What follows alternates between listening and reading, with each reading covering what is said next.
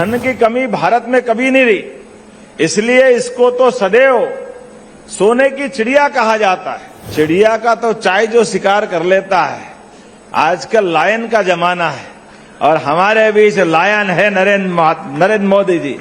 हमारे आसमान पे ऐसा लग रहा था टीवी खोलो तो दिवाली के फटाके फूट रहे ऊपर। पाकिस्तान तो मोहरा था, हथियार कहां से आए थे मालूम पड़ा, किसका बाजार बिगड़ गया है बताने की जरूरत नहीं है। जोरदार अभिनंदन करो माननीय प्रधानमंत्री नरेंद्र मोदी का और बॉर्डर पर गरजते तमाम प्रकार के हथियारों का, धन की, दौलत की, शोहरत की और अच्छे काम के मोहरत की कभी भारत में और मध्य प्रदेश में कमी नहीं रही।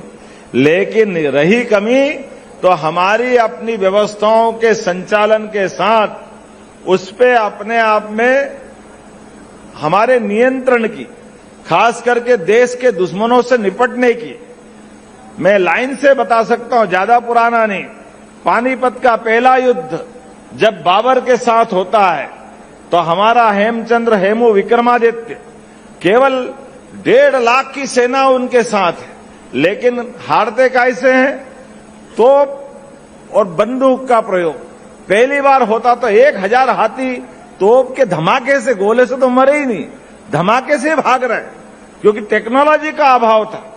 अपने लोग जान देने को तैयार थे, लेकिन जान देने से काम नहीं चलता, टेक्नोलॉजी में क्या होता है।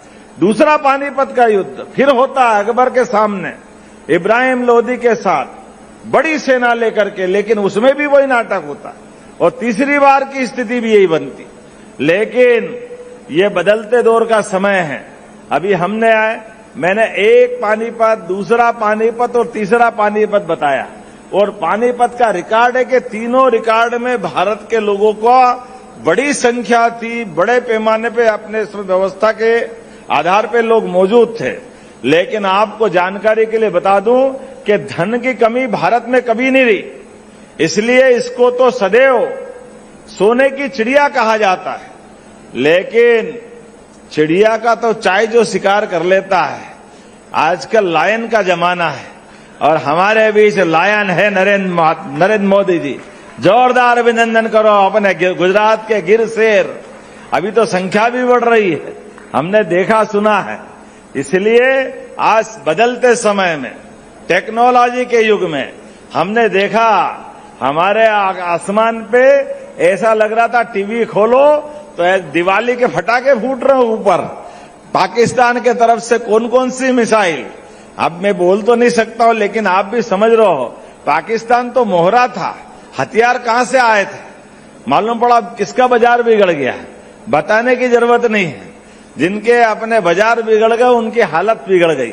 लेकिन आज जब मैं आपसे बात करने आया हूं तो हमारी सरकार ने बदलते दौर में माननीय प्रधानमंत्री जी के नेतृत्व में ये बात सही है कि हमारे लिए मेड इन इंडिया का समय है, और मेड इन इंडिया की जब बात कर रहे हैं तो सभी क्षेत्रों में समान रूप से हथियार की बात होगी तो हथियार की होगी। मैं मान के चलता हूं, कोई बड़ी बात थोड़ी है। आप में से भी कोई व्यक्ति ऐसा हो सकता है जो अपनी अच्छी मिसाइल बनाने की फैक्ट्री डालेगा, आप में से कोई हो सकता है जो अच्छी गन की फैक्ट्री डाल सकता है। लेकिन आज तो किसानों की बात है, और किसानों के लिए नरसिंहपुर नहीं, हमारे पूरे प्रदेश के अंदर ऐसे 4 मेले लग रहे हैं जिसके आधार पर हमारे सभी निवेशकों को आगे बढ़ाते हुए, और केवल निवेशक नहीं, आप सबके माध्यम से तो हमने कल्पना की है कि हमारे यहां एग्रीकल्चर ग्रोथ रेट बहुत जबरदस्त है। कभी अंदाज लगा लो कि 2002-03 तक 7 लाख हेक्टेयर की सिंचाई होती थी हमारे यहां पर, और 1956 में बना मध्य प्रदेश। 2002-03 तक एग्रीकल्चर ग्रोथ रेट इसकी कितनी थी? 0.007। अब आप बताओ, जिसकी 1% नहीं थी। मुझे इस बात की प्रसन्नता है, आज हम 12% से भी तेज गति से जा रहे हैं। ये मध्य प्रदेश है बदलते दौर का।